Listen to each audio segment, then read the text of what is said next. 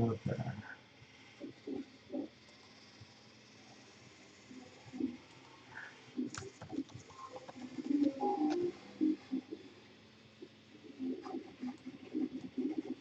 Okay.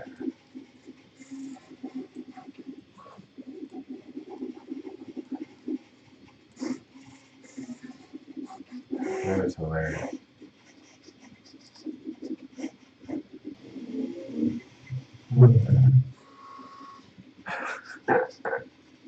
Yeah, I'm Patrick Bailey with iQlist.com, and I just never pushed the live streaming button 2 hours ago. So I've been talking to myself for 2 hours doing a really wonderful presentation on how to get this all together. So if anyone is in the chat, if you can please type something to let me know that I am correctly live video right now, because it's kind of hilarious what I did. I think I did a great video, but no one was here. Okay. Oh man, I'll have to redo this whole thing again. I think I'm live. Okay. Go. Find that YouTube. Let's see where we're at.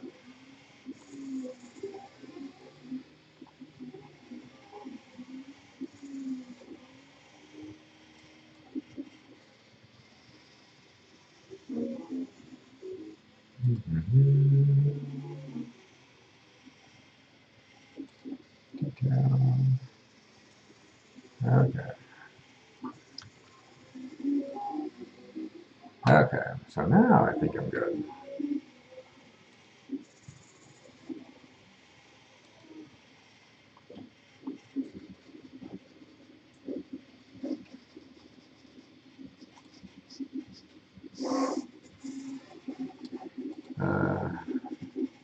Okay, I'm live. Thank God.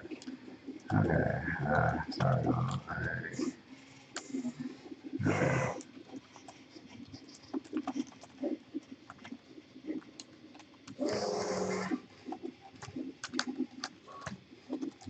How to stack stack using OpenSCAD.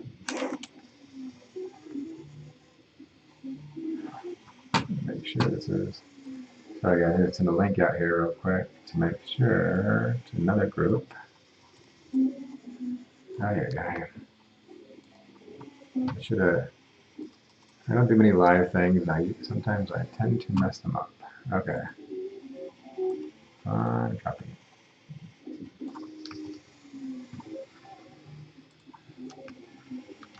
Boom. Okay, there we go.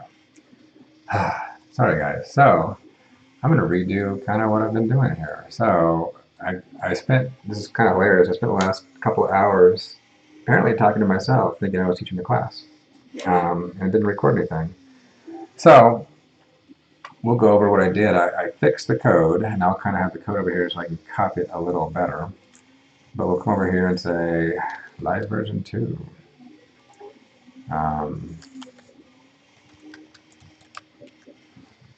It's just hilarious. But also I'll paste in here a link to something I just finished in my last pretend video that no one was at, that I didn't record. And that's the updated code, which is a little bit cleaner and does fix a few things. But with that, let's get started all over again. Okay, so we'll wipe all this out. Boom. Okay. So the idea is what I'm going through here is, and the reasons why, is I'm trying to stack the Prusa RC3 face shield. Prusa themselves have stacked it, so a great copy is to go out into Prusa and get their version. Oh, thanks. Maury Connor says, hope you and your family are safe and healthy. We are safe and healthy. We do fall into what everyone thinks, what everyone tells us is the risk category. My mother-in-law lives with us, and she's not a spring chicken. She's fine. So we're being extra cautious. But knowing me and my family, if anyone gets sick, it's going to be me. But we're on lockdown. We're being careful. We're following all kinds of precautions. If we went to the store on Friday with face masks and with a face shield. We're very careful. And then when we came home, we detoxed. We left everything in the garage, wiped everything ourselves down, left the food out there. We kind of went, radiation proofing. So we were really careful on everything. And now we're locked down and we're not leaving.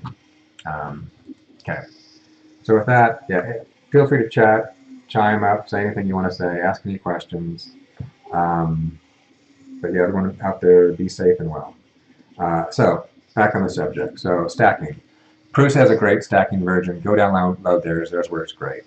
The only reason I want to stack, there's two reasons. One, intellectual curiosity. How do they do that? So I was curious on how they did it so they could break it apart. So I took the Prusa one. Of course, I had to slice it. So I went to look at what he did. And basically what he did is in between the headbands, there's like a layer that doesn't have much in it. It has some little tiny dots here and there. And so I went and replicated what he did, and it worked pretty well. His was a little better because he went through and actually did some tweaks on the slicer, and I don't do that. I try to keep things simple, but mine works pretty well. But also, another thing that we need to do here in Colorado, we have a Make for COVID group. They're organized, and they're trying to do things a little bit more. I shouldn't say more, because people are doing this. They're trying to be organized a little bit in their own way. I should say in their own way. And so they have selected one of the Prusa RC3s, and what they have done, and it's probably not going to show up in the video, but it will show up when I start rendering it. They have added an embossed label here, need some water, that says what the material is.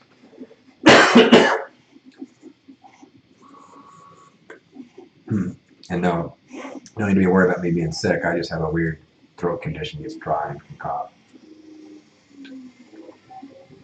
Okay, so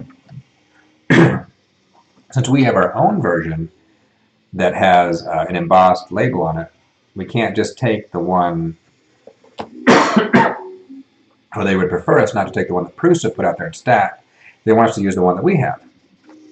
And so I thought, hey, if we're forced to use, I shouldn't say forced, if we're going to use the one that's the Colorado version, and they might change their mind every other day, I wondered if we could bring it to OpenSCAD and programmatically stack it. So you can. Now, I've done a few videos on OpenSCAD, but I never bothered bringing any files in. And it turns out you can import STL files pretty easily. So with that, I'll start to rebuild the code I did, and I'll slowly explain everything. And actually, this might go a little faster because I have better fixed code over here. Okay, so first we're going to do, you have an import thing where you can import STL files. And so I'll come down here and say, boom, name of the file I want to import. So I'm making this a variable because I'm going to move this further down. So you import the variable, the convexity equal 3. I can't explain that right now because I have to go look it up some more. But also, if you're doing OpenSCAD, you can go to OpenSCAD.org to download it. And a nice place here is /cheat sheet. And here's where you can find a lot of information. So like somewhere on here, there should be an import probably. Import. Yeah, there's import. You can go click on that, find more information. Or there's other things you'll see I'll do in here like translate and rotate. You can go click on those for more information. Okay, so there we are. We import. And now if I run it, I should bring in my shield just fine. And there it is. And you can see we have right there the PETG. So there we are, PETG. Well, get some better light on it. So that's the version we're using so that people can know what the material is. And the idea behind that, I believe, is the doctors, they may have different cleaning processes for PETG versus PLA. And so that's why they would like to have them labeled. So with that in mind, let's get going. So we've imported it. But now we're going to do a couple of things. Let's see. Where's my import? Okay, I got my cheat sheet over here that I'm using over here. There we go. So now we'll also we're going to colorize it. You can put, for those who don't know, you can put colors in here, and you can use hexadecimal numbers, or you can actually use some other color labels here. So if you go on the cheat sheet and you go to color, there's a hex value, but you can also just use a name.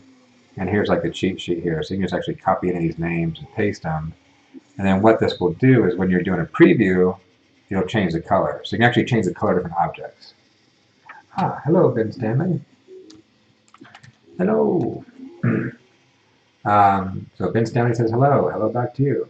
Hope you're keeping safe and well with all this. And as always, hey, ask questions. I can stop if I need to clarify anything as we go along.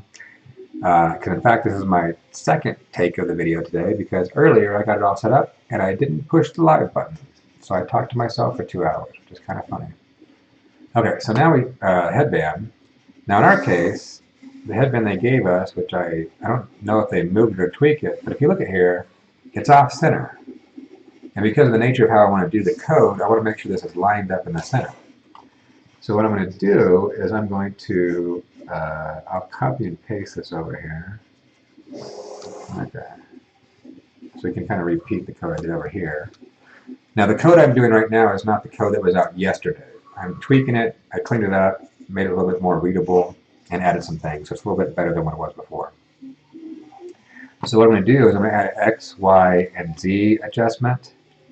Now, so that other people, as you bring in your files, you might have to tweak it different ways.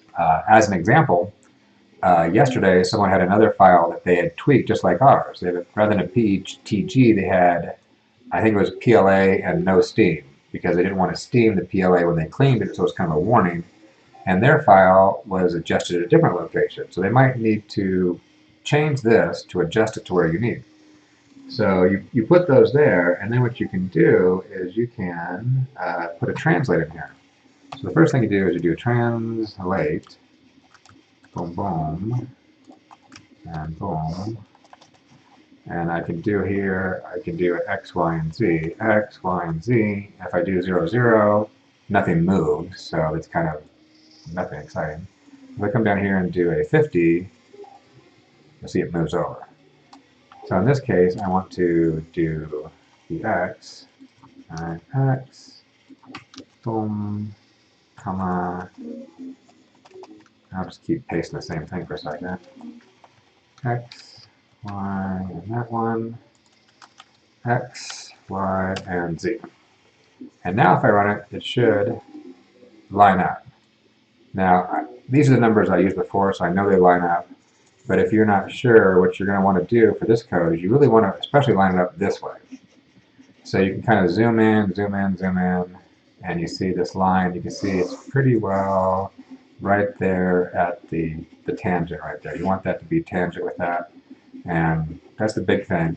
The reason I want that lined up is when I start making supports, I can use a mirror function to copy from one side to the other, and that way, if it's lined up perfectly, it'll line up perfectly because it's bilateral symmetry, right? Okay, Ben Stanley says, I saw your video on the Prusa Mini and printing miniatures with it. I'm really thinking about getting one for printing terrain because I like the results of it. Yeah, off the subject slightly, the Prusa Mini, quality-wise, compared to the Prusa i3 Mark III, they're, in my opinion, they look like they're doing kind of the same level of printing. If anything, maybe the Prusa, in my case, might be a little better because my i3 Mark III is a couple of years old, but as far as quality-wise, they all seem pretty good. And I was pretty impressed with how the miniatures turned out. And I haven't had enough time yet because of all this crisis going on. I want to swap out to a 0.25 nozzle because I think I can get even better quality at smaller sizes. But I have dragons. I printed out those dragons. I got dragons everywhere in the room. My wife kind of started yelling at me, stop printing dragons out. You don't need them. I know I don't need them, but they're cool. Okay, so orange, there we go. Okay. Alright, so we got all that good stuff. Now that we're lined up, the next thing I want to do is be able to put some variables in here so that we can adjust. And we want to make multiple ones. So I'll do a copy and paste here.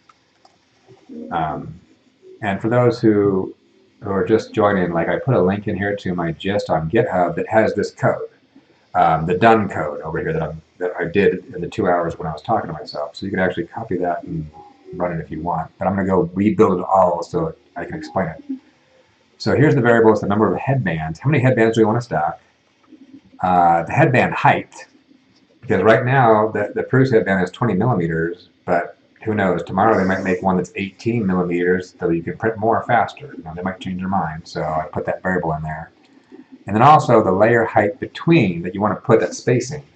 And for me, on my Prusa i3 Mark III, I'm printing at 0.3 millimeter layers, which I'm actually printing right now. And so I think the best thing to do is to have, if you're printing at 0.3, is to make this space between 0.3.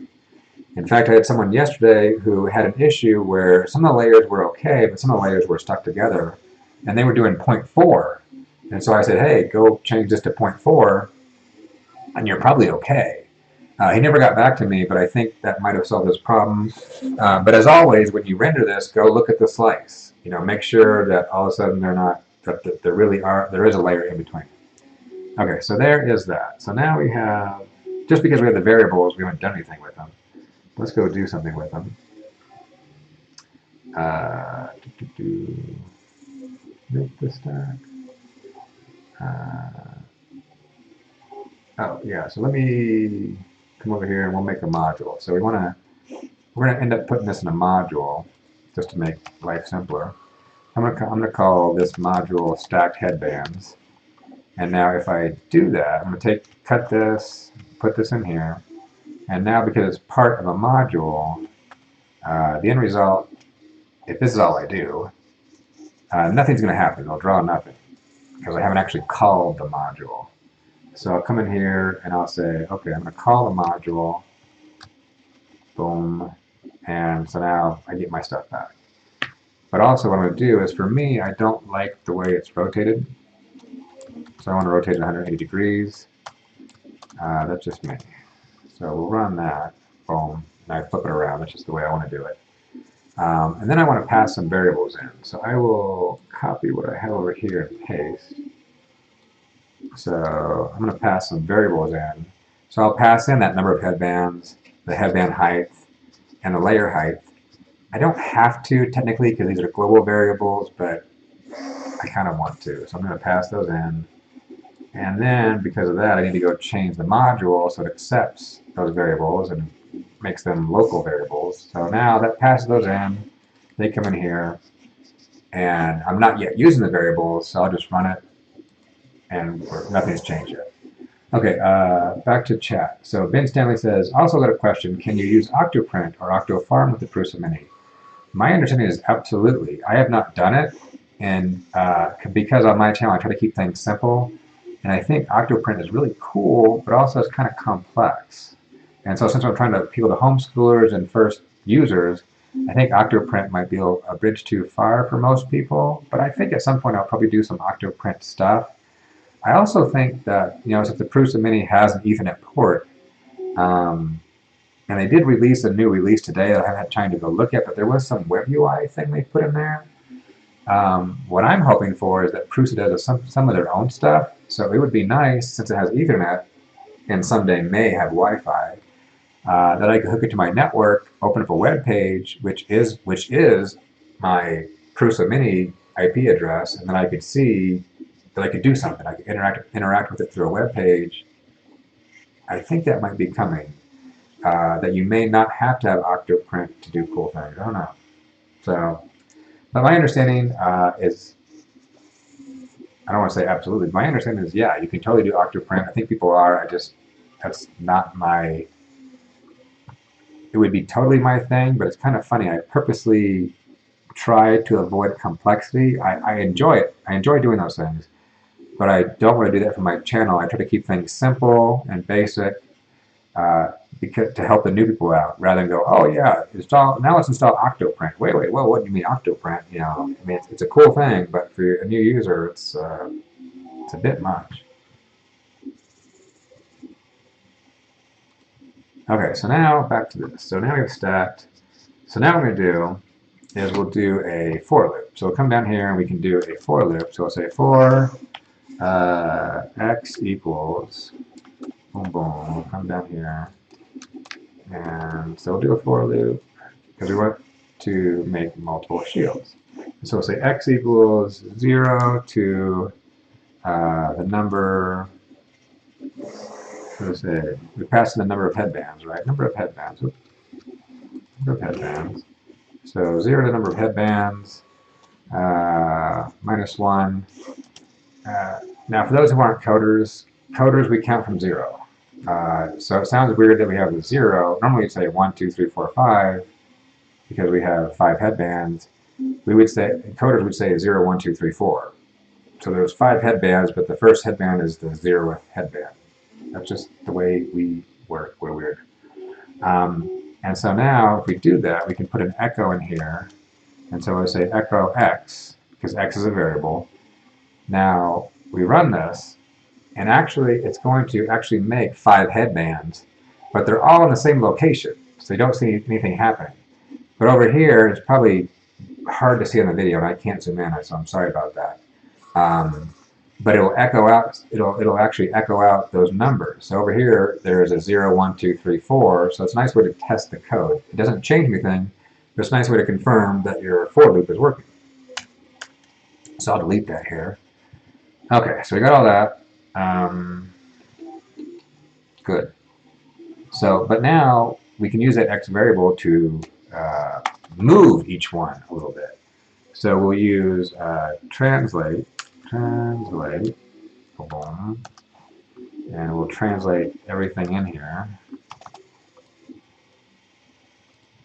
And as an example, and this would be a little silly. Let's see.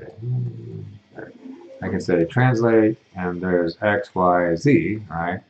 So now if I do this, I would move them, but it moves them all, because I'm not using the variable, right? So it's like, they're all moving. I don't need to move it in the x, I don't need to move it in the y, but I need to move it in the z. So I can use that variable x times, and I'll make a crazy number so you can see the difference, 50. So now you'll see there should be 5, and they're stacked with all kinds of space. But we don't want that exact space. What we want is them to be stacked at the layer height in between plus the headband height plus the layer height in between. So we'll say x times the headband height, and I'll move this over here so it's easier to see. Now if I do that, I get a perfect stack, but there's no space in between. So these are going to print like one solid piece, and your life is going to be miserable.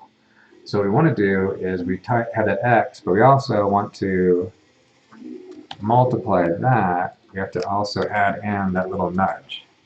So we say headband in between, that one right there. So you add in that guy.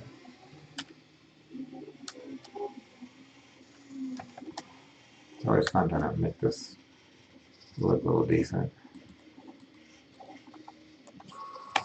There we go. So now we should be good.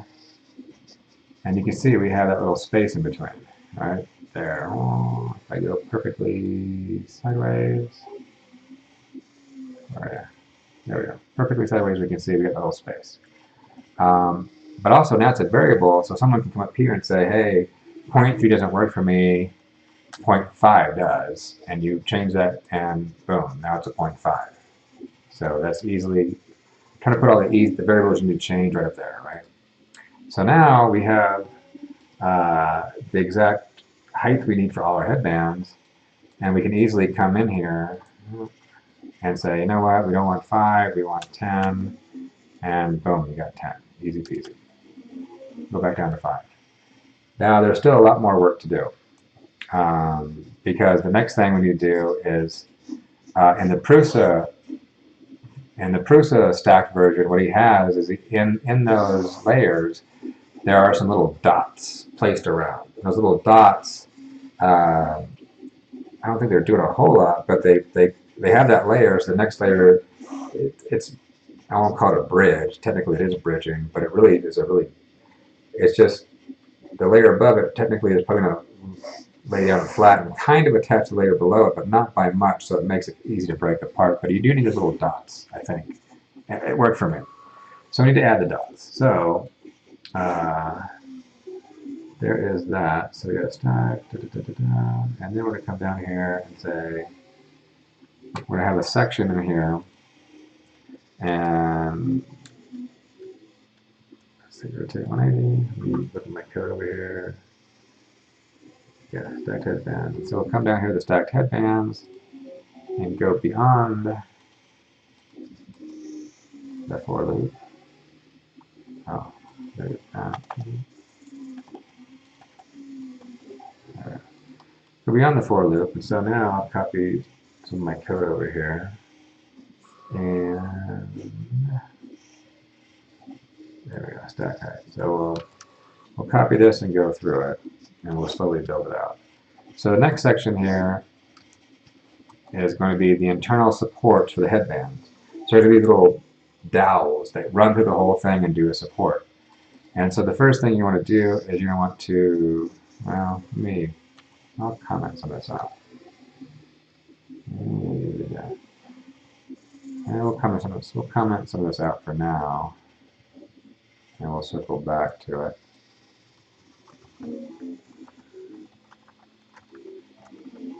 Okay, so for the moment we'll just say stack height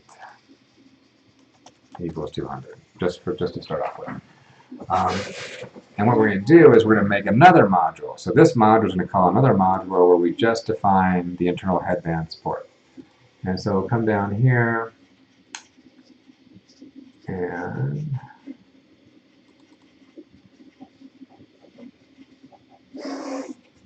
internal headband support. Make sure I'm doing this correctly.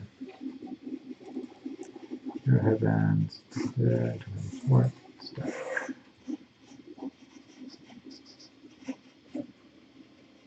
Okay, down. Okay, so we'll come down here, and I'll copy this module over here. So we'll make this other module, boom, which is this internal headband support. We'll call hit this, and it will send it just a height. That's how high we want to make this little guy. And we'll slowly build this up again. So here's the color. Here's a hex color. So we'll call this a color. And what we're going to do, I'll remove this and build it back up slowly so you can understand what I'm doing. Okay.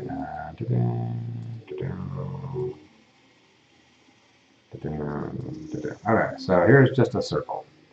So come down here, it gives a stack height. It just makes a circle, and it has this circle support size, which I probably need to go define at the top. So we'll go.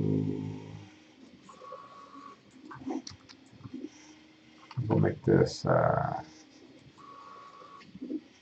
we go. We don't need this column thickness yet. So here's the support variables that are global variables, and it's a circle support size, which is 0.4. And in fact, to start out with, I'll make it big so you can see it. So I'll make that. And down here we have the circle. And right here you should see we got this big old giant circle. But the circle is only two-dimensional. And so we're going to have to extrude it and do different things. Now, so we'll just do the extrude. So we'll do a linear extrude here. We'll bring that guy back out. So now we do a linear extrude, and we can see it just makes this giant cylinder based on that shape. But also, this linear extrude will just deal with whatever shape's there. So I can comment that out and put in a square. Or in this case, a rectangle. Let me just make this bigger so you can see it. And it's going to do whatever shape is there. Now for me, I'm going to use circles, but I have a guy I was helping out who wanted to do squares. He wanted to do rectangles, so I made rectangles for him. So this can support either one. You just have to uncomment one and add the other. But for me, I'll stick with circles for now. Now the next thing I want to do is we want to make all these little spots. So where this is going to go is going to be one here, one over here, I think one here, and one at the end is what Prusa did. So I'm kind of copying what they did to the best of my ability.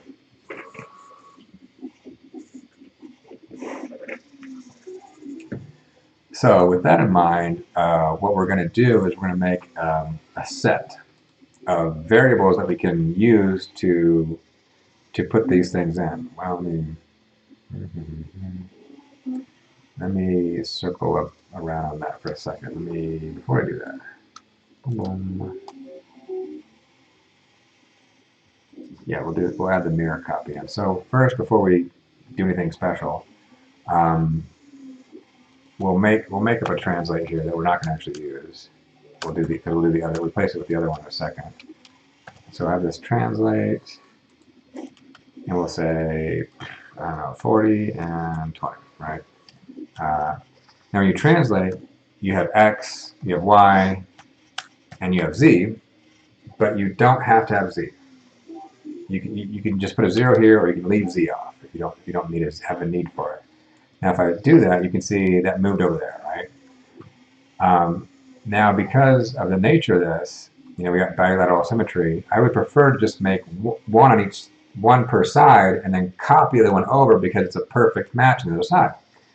Well, there's a way to do that. There's this thing called mirror copy, which, well, there's a module called mirror copy that I found from someone else, and I'll copy it over here down at the very bottom. So I'll make a little module, and so here it is, mirror copy. There's a thing called mirror. You can mirror anything, but when you mirror something, it actually removes the original. Don't know why. But in this little module, it'll mirror it and keep the original. So if I mirror it, now what you should see when I run this is now there'll be one on each side, exactly equidistant. There you go. Boom. So sweet. Now, next what we want to do is to help our life out. We can make a bunch of variables to do this. We can make an array. Okay, so now I will copy what I will config mass. There we go. So I'll copy all this stuff, and I'll comment a bunch of it out because we're not there yet, right? So I'll comment that out. Okay, support locations. In fact, I will leave those out for a second. So here's an array of XY locations. So, here's the first location, second location, third location, and so on. So we have these support locations.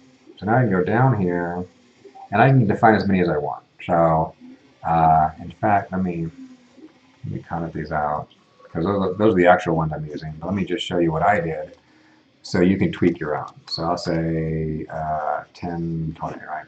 Say 10, 20. I think you can do a comment just fine.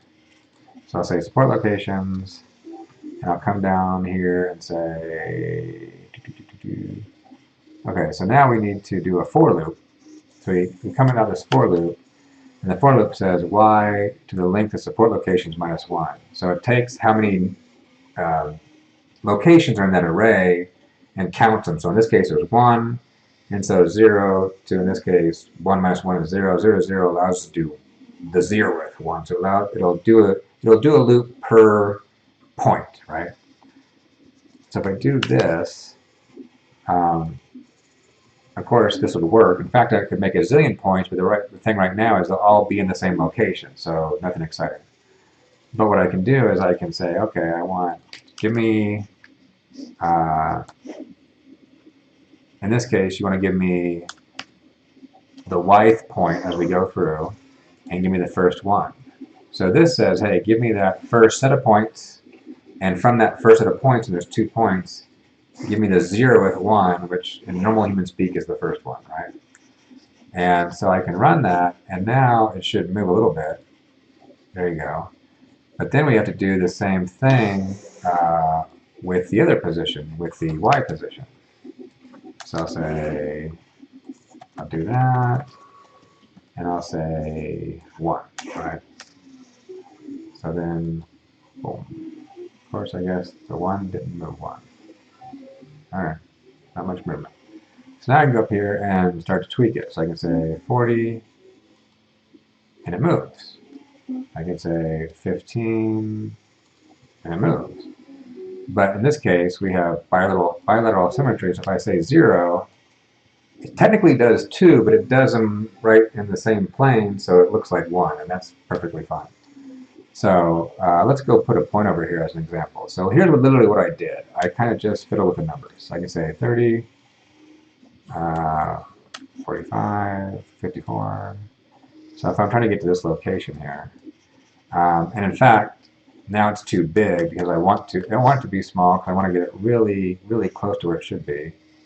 So say 64, okay, 74, too far, 69, 68, pretty close, and then we'll drop it down a little bit, 38, and 37, and zoom in a little bit, and let's say 36.5, and 68.5, 69.2, and that's literally all I did. I kept fiddling with the number until I got a nice number that I liked. And in this case, we're not worried about the Z yet, so that's just kind of going bonkers. Oh, and see, like right now, see, I'd rather have it a little bit backed up, so, you know, let's say 69.4.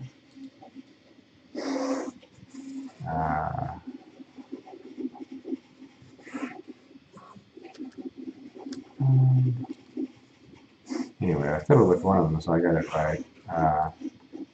But anyway, you can fiddle with this and get exactly where you want. And the nice thing is because of bilateral symmetry and the way it's mirroring, it's over here in the exact same position. So it saves a lot of time rather than have to fiddle with every single point. Okay, so now I will delete that adjustment and just use the ones I found before for me that worked well for me. But these points are something you might need to fiddle with. Because just because it works on mine doesn't mean it's going to work on you. You might need more. I would doubt you'd need less, but if you're having problems, you might want to add more. So you can see that's the ones I have. But if you want to add more, it's easy enough to add more locations. Now, let's see. The other thing is, okay, so we got that translate. Boom, boom. Let's go fix the linear extrude, because right now we're doing the stack height as we're passing the variable. The stack height we just set to 200. So what we want to do is actually do the calculation.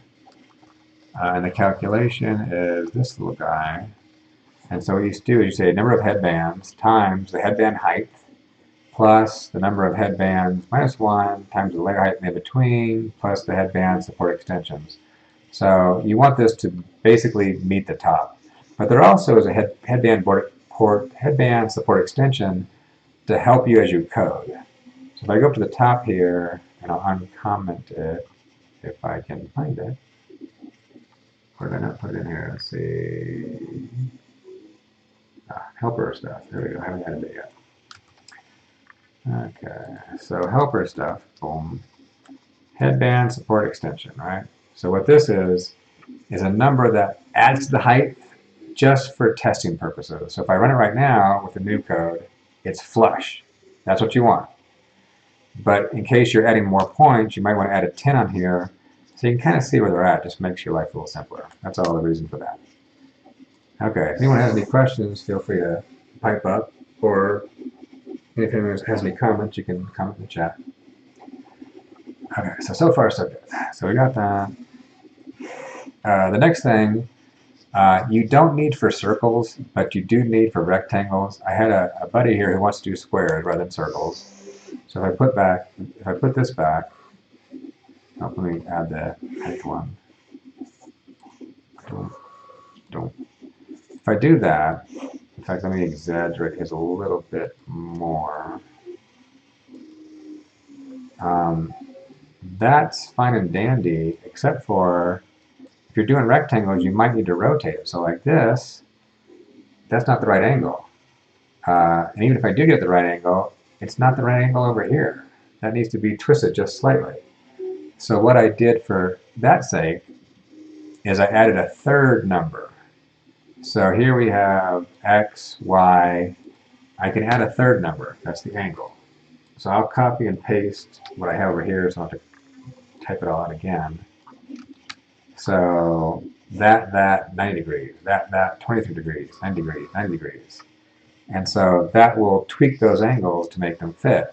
And they work in my case, but also if you're adding more, you can tweak them how you want. Like the guy I'm working with he's adding a bunch. He's adding a bunch, and he wants them to be just the right angle. So I added that feature in case someone wants that. So we'll comment this rotate. We'll bring back this rotate. And so now that's grabbing the third one, which is the set 0, 1, and 2. And so now that, if we look at this closely, I think this is the right rotation angle. There you go. So that angle is rotated. That one's okay. That one's rotated. And the ones in the front have been rotated 90 degrees. There you go. So you can do cool things like that. Now, I don't need those myself. So for me, I just comment that out and bring back the circle. And you have a circle, it doesn't matter how much you rotate it, you're good, right? There you go.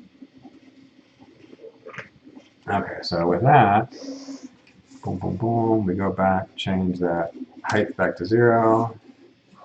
And so now we have all of our in-between supports done. So if I look at the side here, you can see there's my little dowel going through, and I'm good to go. And this is actually what I'm using right now, and it works. But now comes the fun part. These little nubs out here need to be supported. So if you look at the Prusa version he built like a little shaft that goes up and it builds little support columns, little support platforms below them. And the support platforms need to be, they can't be at this level, they can't be matching, they need to be the one level below. So that it can rest on it if it needs to, but build itself up, but you can take it apart. So that's where a lot of the fun coding goes. I spent an hour and a half explaining it on what I thought was a live feed, and no one was there. So I did a great job explaining it the first time, I'm sure. But now let me re-explain what I did and build the code out again and copy it. But the code that's out there on the GitHub is good. So stack headbands, blah, blah. There we go. Okay, so we go down here, we get the stacked headbands. We have the stacked. Now we have our third section, which is going to be our nubs. And now our nubs, I did in 2 sections. So we'll add this. So, and the 2 sections are mirrored. So what I did is the 2 front ones can be mirrored easily, and the 2 side ones can be mirrored with each other too. So I say mirror copy, and I say I just have one function, the face shield nub support. So I do them all both in one function. And I pass the number of headbands, the layer height, and the height in millimeters. And then let's copy this code over here and go through it. Okay, so we'll have another module here. Boom, boom, boom. So now we have our internal headband support. So now I will comment out this, well, let me comment out this whole thing just to make sure we didn't break anything. So now this will be called, but there's nothing, internal headband, oh, not that one, not that one. Face shield nub support. Copy the wrong one. Okay, face shield nub support.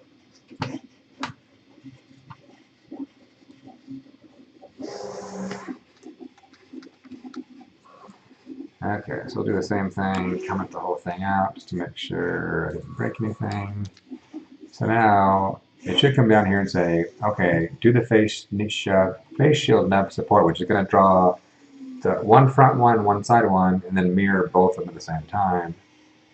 And then right now it's calling it, but I'm not doing anything, so nothing should happen. So I'll run it. We're good. Nothing broke. Okay, always be checking. And so what we're going to do is I will comment out this one. We'll do one at a time.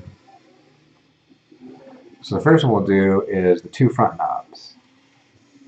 And so for that, we will pass in all these variables. So we're going to pass in we're going to have another module called face shield nub front, right? Boom, boom, boom.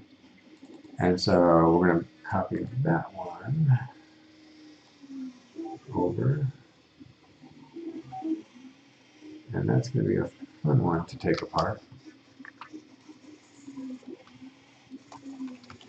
So now we'll do the same thing, comment the whole thing out, make sure we're not breaking anything. It was a lot more fun watching me build this the first time, at least I thought, but I didn't have an audience. Okay, so what we're going to do is we have this inner circle. Let's see. Let me see how best to do this. Now that I've already made it.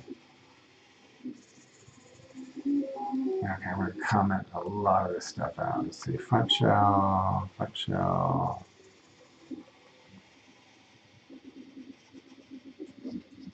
Okay, inner circle column. Okay, we're going to comment all that out. And then we'll comment all the bridging out. Okay. We're going to do this bit by bit. Okay, so what we're going to do is we're going to make yet another module because we can reuse it called front shell. And the front shell, all it's going to do is create the shell and go all the way up. But I had to create a module because I actually reuse it, and I'll explain that as we go down this. So I'll copy my front shell. Boom. So there's my front shell. And again, I'll comment the whole thing out to make sure I'm not breaking anything. And boom. Oh, ignore him. Oh, yeah, we have some. Okay, so we have 143. Ah, yeah. Some of these variables were passing. It's yelling at me because these variables were passing in. Support height, column thickness have not been defined yet, but they are defined at the top here. So we'll say column thickness, that's how thick we want to make this thing, is 1.2. Our column bridge support, which is our little bridges as we build them up, is going to be that. Let's see, I think that's all we need so far, right? Nope, support height.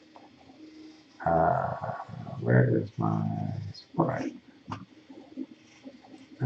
Support height.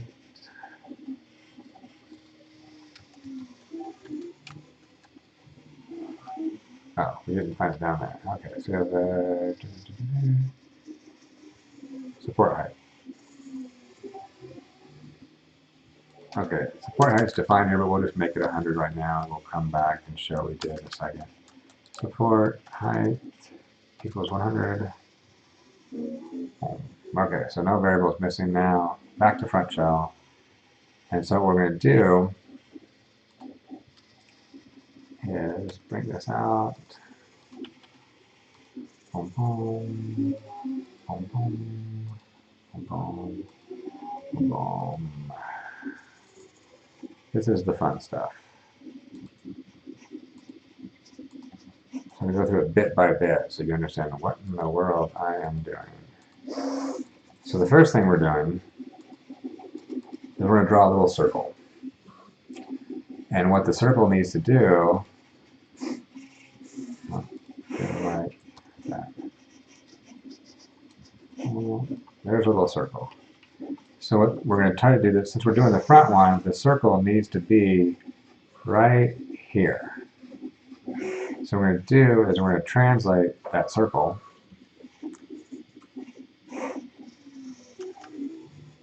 There we go. So translate that circle right here.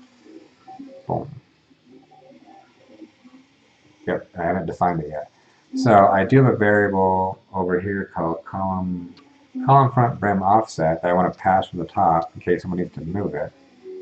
And there we go, column brim offset. There we go. So now we're using that. And so what's going to do is shift it over to -29 and 67.5. And there we go. So now we should have it lined up pretty well there on the top there. But then what we need to do is that inner circle, when you're first trying to align this, you probably want to make it really small.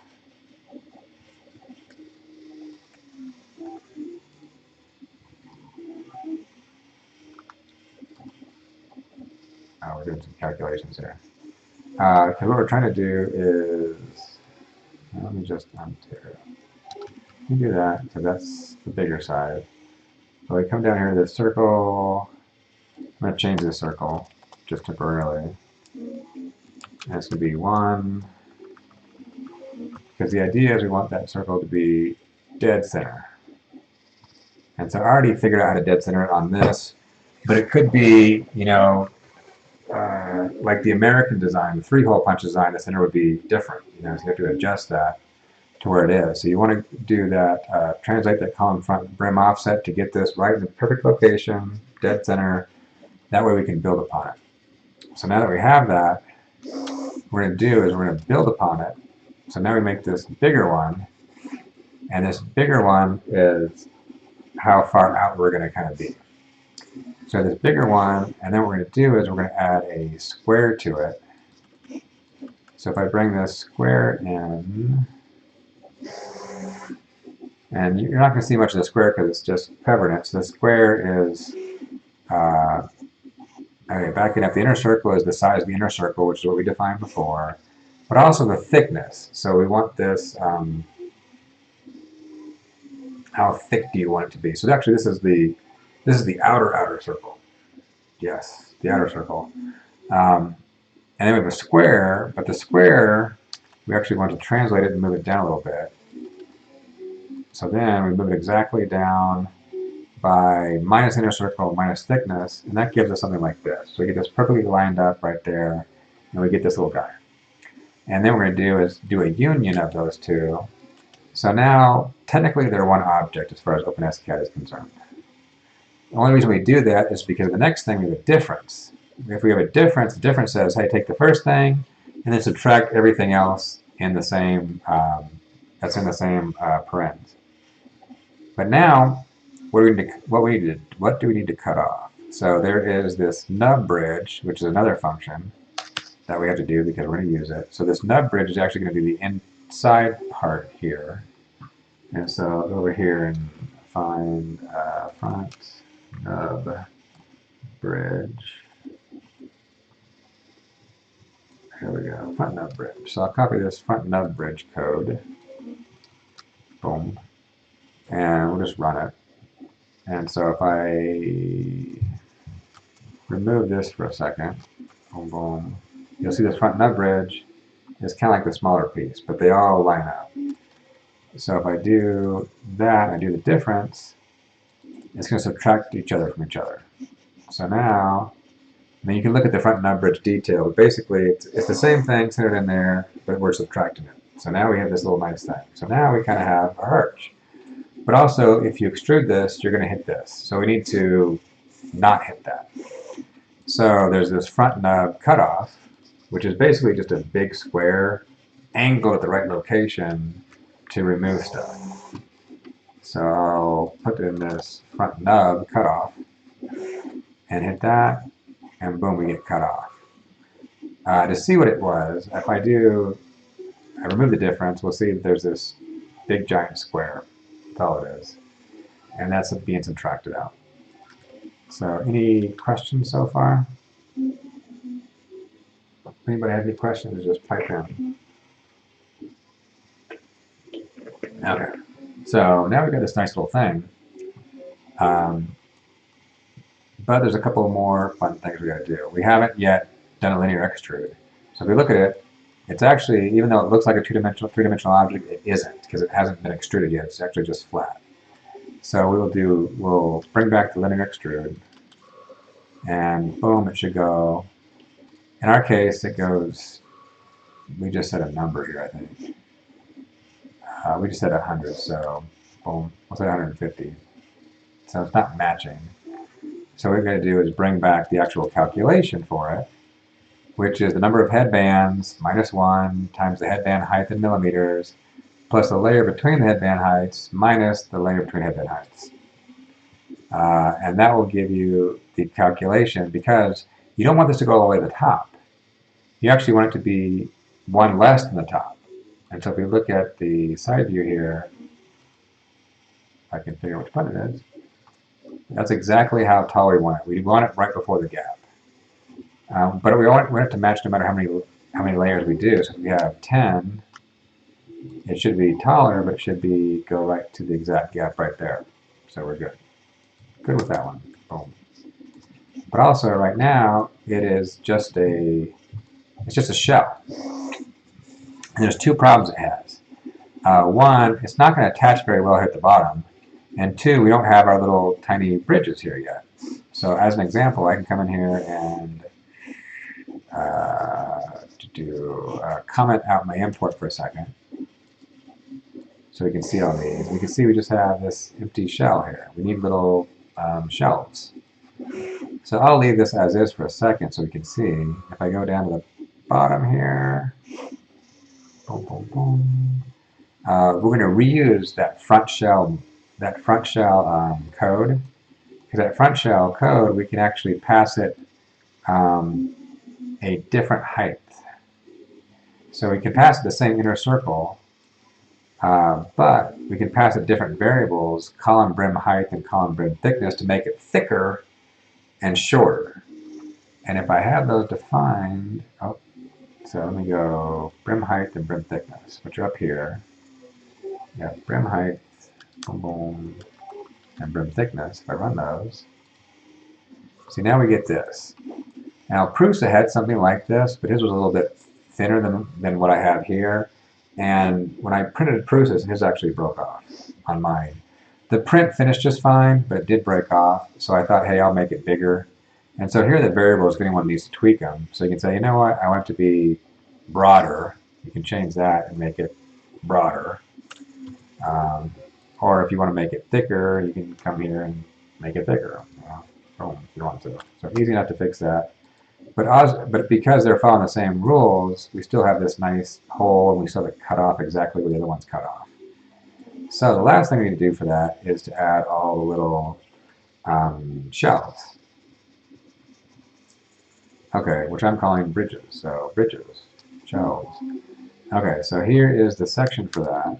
Let me bring it back in, and we'll slowly bring it back together.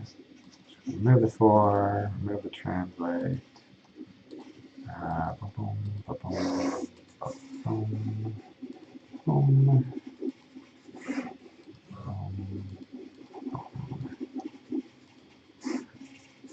So if anyone has any questions, as you know, always you can pipe in and ask anything. Okay, so what do we have here? So we have here is the front nub bridge. So this front nub bridge, we're reusing that code. And we make that little front nub, but of course it's being placed here. It's not being positioned where it needs to be. So what we can do is we can bring back our translate, right, that we had before, similar code, and it puts it right where it needs to be, right there. But also we have that cutoff, so we can bring back that cutoff, but then we have to do the difference.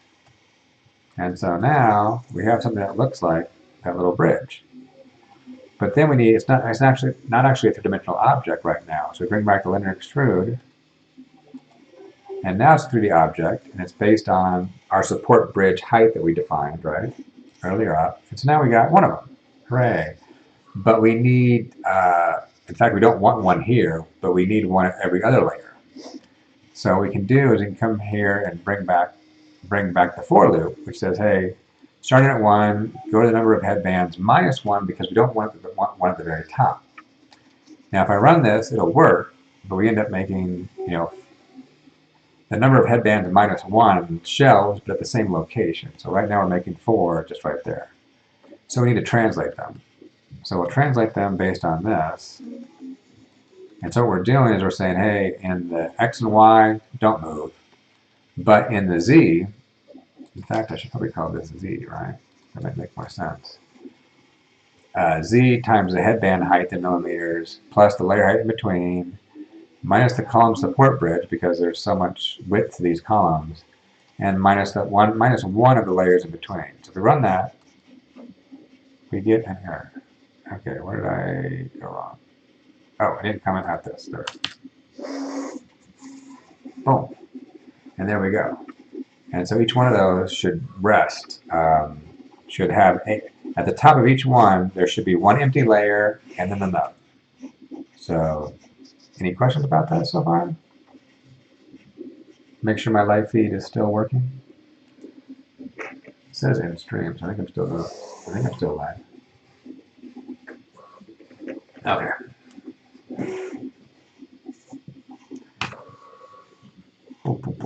Now with that, we'll bring back the import to make sure we're doing an okay job. So we'll bring that guy back, run it, and of course now it's hard to see those bridges. So let's render it. We'll hit the render button. Render takes a couple minutes, a little slow, depending on how many headbands you have. So I'll render this guy. And before I get any further, I want to make sure what I've done so far is correct.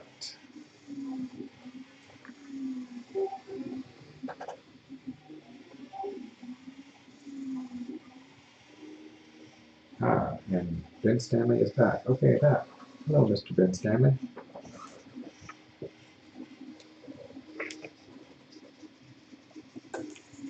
Hope everyone's keeping safe out there. Okay, so it takes a while to render. And down at the bottom here, you'll probably see this green bar start to form. And it's kind of haphazard. Once it gets really close, it takes a little bit more to get done. And rendering 5 takes longer than rendering 2. And then once you render it, you got to save it. Come on, render. That's the only bad part. OpenSCAD renderings can be a little slow. When it's done, you hit this STL button to save an STL. But you can also go up here and say File, Export 3MF. You can actually export them as different types of files too. But for simplicity's sake, we'll just keep it STL for now.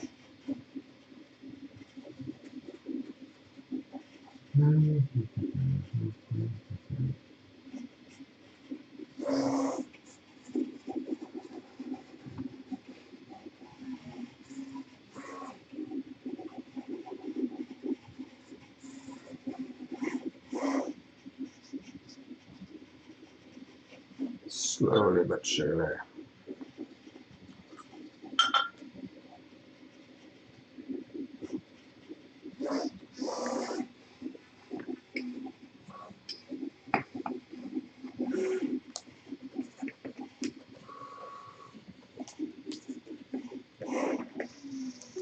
Come on.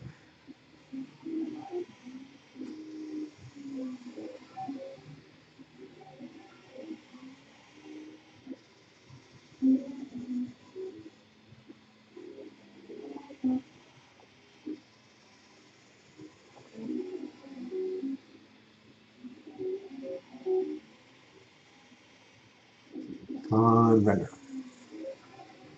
Now also when you render, you lose all color information. So all those little colors go away. The colors only show up in preview.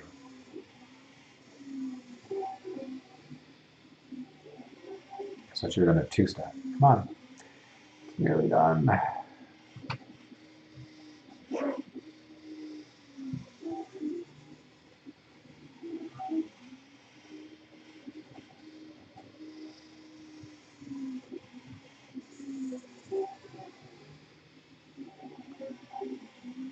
It's always that last little bit that takes the longest, right?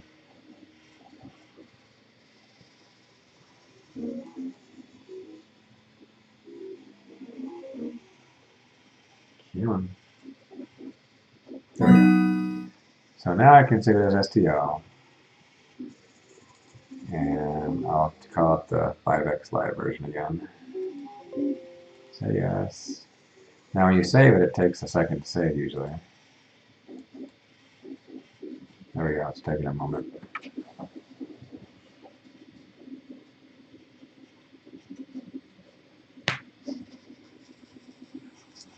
This is the boring part of watching live rendering videos, right? Okay, there we go. So now we should be good. We have that guy. And we go slice it. So we'll delete the one that was there before. Bring that 5 in. And now you can see I got the adjustments here, but not on the side jet. So we'll do a shell. We'll do a slice, and as it renders, we'll go up here and check the layer here. So what we should see as we go down, get to that last layer there, and this layer should pretty much be empty except for a few little dots. So if you see right here, there's one of our dots right there. Also, over here, just one of our little dots. And one's way over here, a little dot. But now if I start going up, boom, boom, boom, boom, boom, boom, boom, boom, boom, boom. Now I just see the dots. So this layer just has dots. And also, well, yeah, and nothing else because we're the top layer. We go down one layer, and this is the layer that's going to be one layer below the next, the nub layer as a support. Now if I go down to another layer,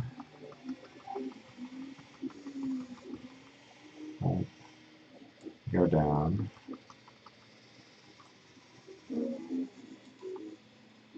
right there.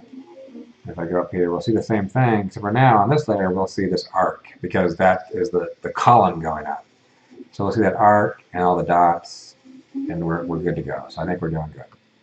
So let's get back to the program. Boom. So any questions so far or comments? Okay, so that part's done. Now we need to do the other guys. So if I look through my code here,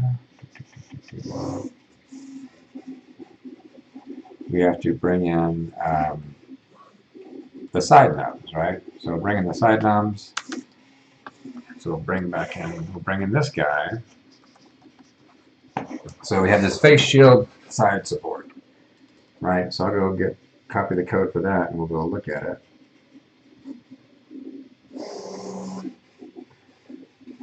The face nub support. There we go. Okay. And then we'll go to the very end here and put this module in. You know, like I like to do, make sure I didn't break anything. So comment this all out. And hopefully we run, no errors, but nothing happened, right? So that's okay. So we'll say inner circle, we'll say, well, I'll leave the support height then because we know this is the same equation, calculating that support height, you know. And then we have the shells. Boom. So we'll comment those out and we'll remove the bridging for this guy. But really, this is really similar to the last guy. So we'll come here to this. Now we have a side shell because it is in a little bit different position. So I'll come over here and copy my side shell code. Boom. Here's our side shell. And we will comment all this good stuff out. And we translate. And we rotate. And we do a difference. And a union. Boom, boom, boom. Boom, boom. Alright, we'll get rid of all those. So again, just like the other one, we have this circle, right? And so we want to put a circle right on the nub. So I won't go into great detail like I did last time on the other one, but we have this nub, we want to move it. So we have to translate it to right to that location. And here we have a column side brim offset. So this is the side one. And I didn't define it yet, so let me go back to the top and say, right there, column side brim offset. Now I'll run that, and if we look there, we got the one over here, and we have a mirror, so they're both on both sides. And I've already done it, so they line up, right? Okay, there we go. We won't go into great detail because I'm getting tired and I want to go to bed. But I will get through this because it's important. So if some people want to tweak this. Okay, so we have the side shell, we have the circle, and there's a circle size, right? There we go. Then we have the square, right, that we want to add to it. Now in this case, the square is going, it needs to go in. So it translates a little different. We'll do that translate like that. And so translate is going to pull it that way. Boom. And so now we have this thing where the square lines up right here with the edge of the circle, and we're good. And we'll join those as a union because we want to do a difference later on. And then the next thing we do is now we need our our side nub, we need the inner one, right? So we have this little side nub bridge. And in fact, if let me comment this out real quick. There's the side nub bridge. Same thing, we'll make that little inside portion like we did on the other one. And so I'll copy the code over here. Boom. There's our side nub bridge. Similar thing. It's just going to make a smaller version that extends out that we can use to subtract.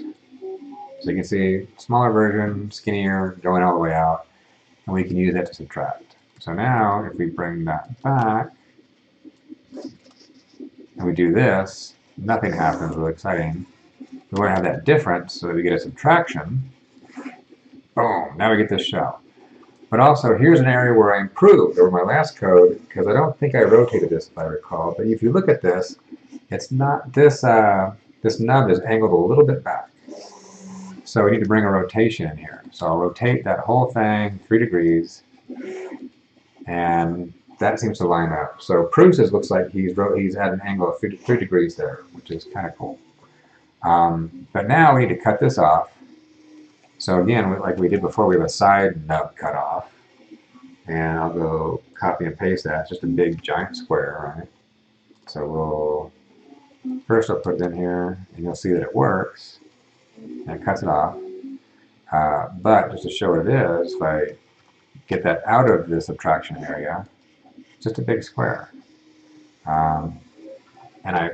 It's good to know about that to adjust it, because you may need to adjust it, because right now you don't want to get this so close it's going to touch. At first, actually, I had this too close, and it got close enough that these connected, so it was kind of hard. I had to go debird after the fact. We don't want to do any post-processing. We want it to be far enough away. And if you need to move it some more, you can fiddle with this code. This is the side nub, so if I made this a 22, it would change where that square is, and as a result, shift that over, right? So if you needed to play with that, you could play with that.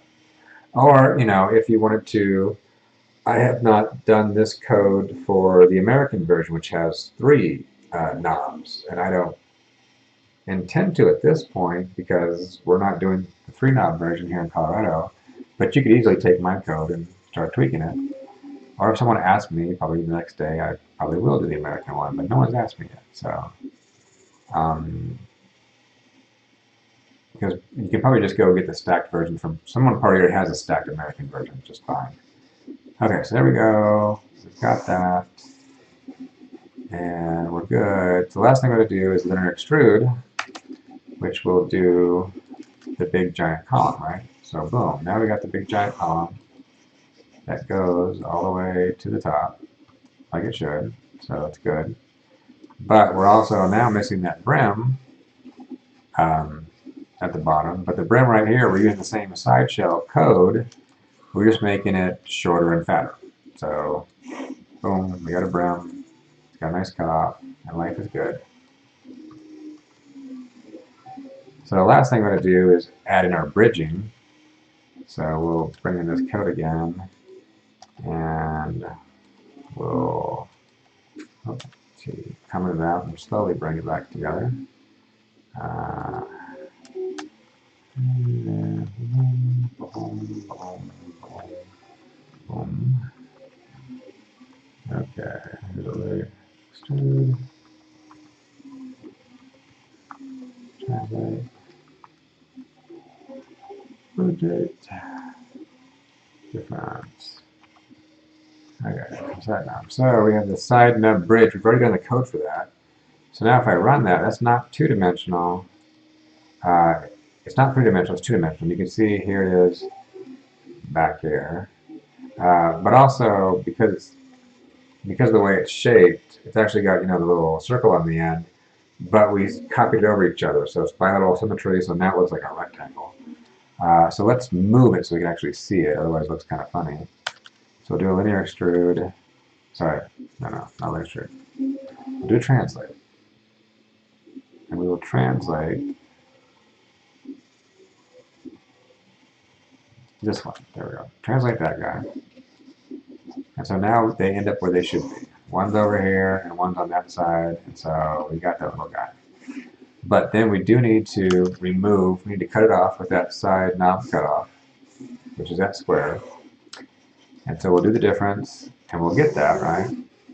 But you'll notice the angle is a little off because we didn't put that rotate 3 degrees back in. So rotate that 3 degrees, and now perfect match, right? Now we need to extrude it because it's actually not three-dimensional yet. So we'll do a linear extrude based on how thick we want a column bridge. And so now that should do a column bridge, and it's only doing one. We want to do the number of headbands minus one, right? So well, minus two actually. Yes. So we'll bring that in. And so now we're looping, but we're looping the same place. And so let me go back and remove my import just so we can see again. We'll run that. Boom. And we can see our green ones are fine, but our blue ones don't yet have their bridges positioned correctly. They're there, there's 5 of them, but they're just not in the right location. So we need to do a translate on each one using the x. So here is the equation for that. So we have the number x times the head, the height plus the layer between, minus the column support bridge, minus the layer height between headbands. And so that should work. And there we go. Now we got our blue. So now we are basically done. I just have to bring back the import. Boom. And so we'll render this and see how it looks. Now, if you are using this particular model and you have some issues, or if you're using a model similar to this, if you have the if you're using the the 4 hole punch version, I guess, things you may have to change is your layer height in between, because I'm doing a 0.3 millimeter slice, but if you're doing a 0.4, you should probably change to 0.4. Change the number of headbands you want to do. Right now the height is 20 millimeters, but if that changes tomorrow and they do 18, then you need to adjust that. The other thing is to adjust the X, Y, and Z location to get it centered. So that might be important. Like, I don't know if I mentioned in this video yet, but I know I did in the one I thought I was filming. I helped another guy out who was trying to do this, and they were like me, they had their own version. It said no steam on it because they didn't want to steam the PLA to clean it. And his was positioned differently. So I had to fiddle with his XYZ is different than the XYZ I have here to adjust the nubs, to adjust a little bit. Or the other thing, if it doesn't adhere very well, you might need to make more cylinders, or you might want to make them squares. So with that, we're done with the code. Let's go render it with 5 of them, and then we'll save the STL and slice it and see how it looks. And then we'll be done for the night, and I can go to bed.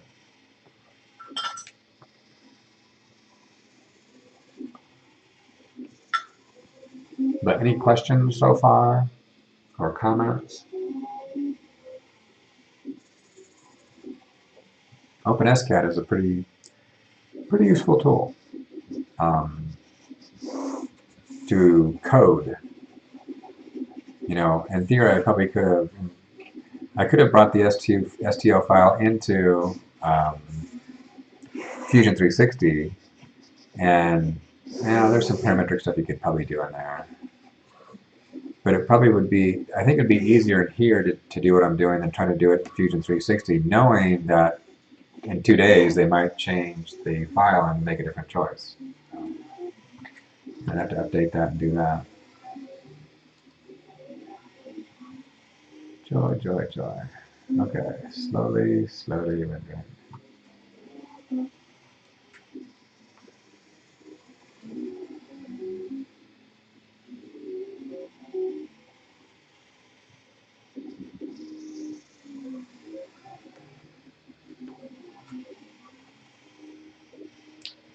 Well, one interesting thing, I hate to say good thing in times like this, but one interesting thing is when in the coming months, there'll be a lot more 3D printers sold.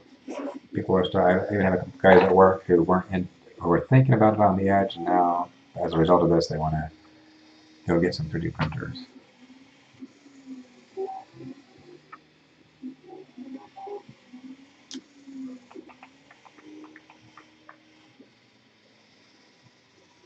Almost there.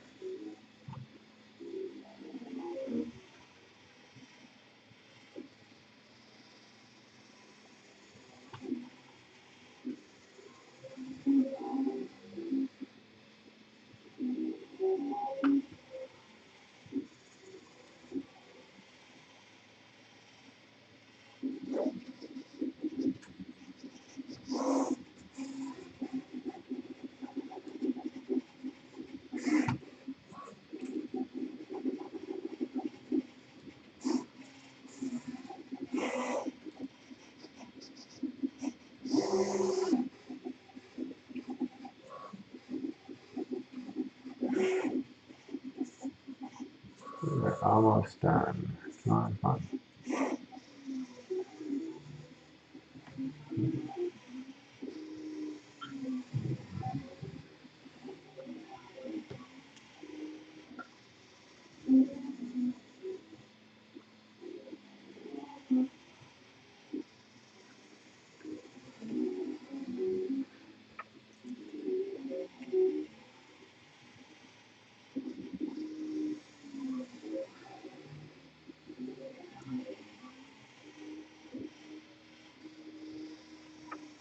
Look at that.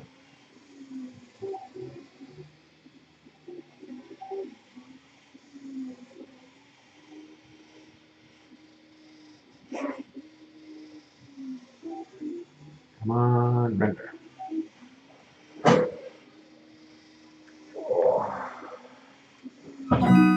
Yay, render. Okay, now let's save the STL file, and we'll say 5x, but I'll make a different file name just to make myself feel happy it's different.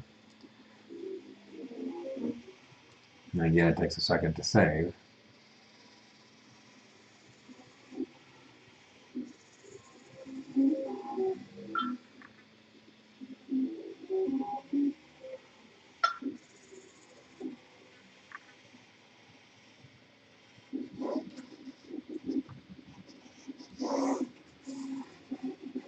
There we go. So now we got the last one.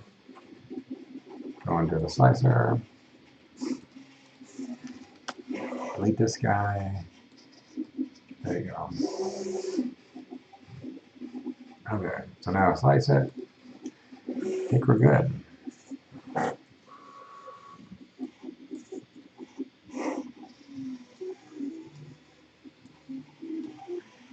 And I'll check a layer here as it renders.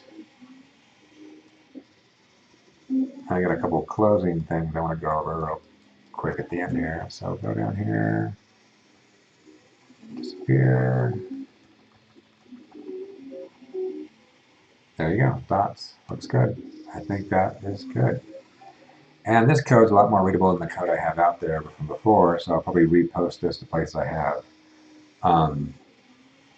Last couple of other things, like this one was done, the PETG, but I have the PLA file here too. So I can go back to the code, and if I need to do the PLA version, I just need to change the name to the PLA version. And now it's the PLA version. So it's just, that's the idea, it's just that easy. PETG. Another thing I did in my last video that no one was there except for me, because I didn't realize it was not streaming. Another interesting thing you could do is right here we have this stacked headband.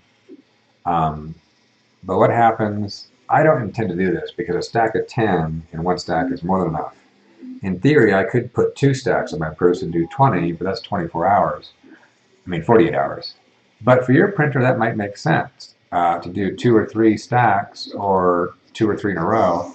So one thing you could do is just, I mean, you could do a for loop, or you could just do something like this and say, you know, plus 120, and then do translate. And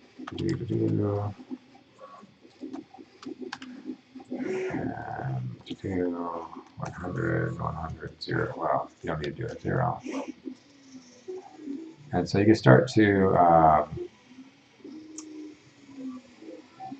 let me do 0. I'll just do an example of 0. So we'll do a 0. You know, you can start to fiddle with this and see what makes sense. Do 100 and do. I mean, yeah, of course you could do this in the slicer, right? But you can become a math nerd and get this really precise. So I could go here and say, I want this to be 60, and this to be, you know, I could rotate. If I wanted to get 3, I could get really fancy and just keep adding them and rotate them and get them exactly where I want, you know. And if I did a little bit of math nerding on it, I could optimize my build plate programmatically before I even put it in the slicer, you know. I don't know. I'm a little tired, so I probably can't, you know, I'm thinking on a 3, you'd have a 120, 120, 120, but my brain's not right there right now. There you go. 240? You try it. Okay, I'm gonna try it. Do something like that. 240. That looks horrendous.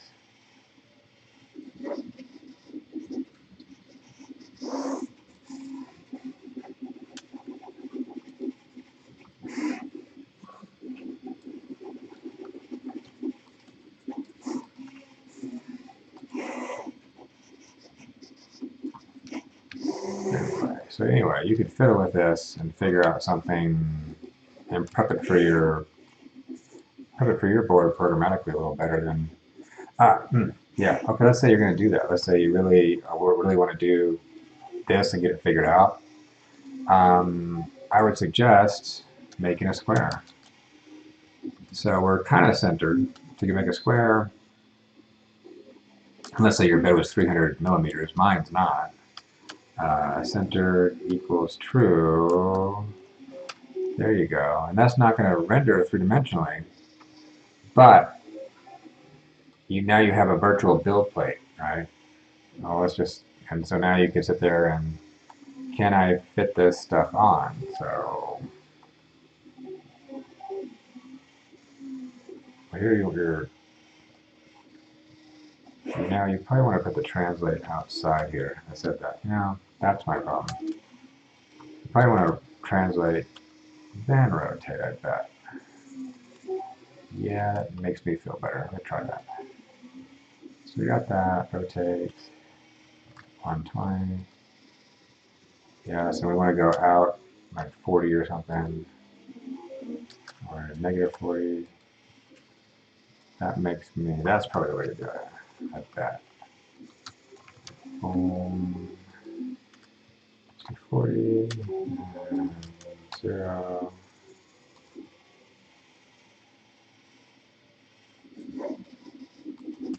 I don't know. Now I'm tired.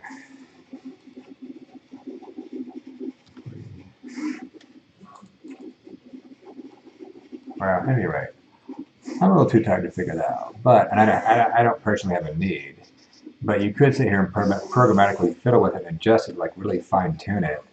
And then you've got an STL file with everything on it, and then you drop it and put it on there. Like I have a guy, I don't know if we're going to do it. We'll see. He's got a bunch of printers. He's got a giant one, and I think in theory he could do a stack of 30 high and 3 of them. So in theory he could do 90, but it would take like a week to print. And you don't really want to take a week to print these at this stage.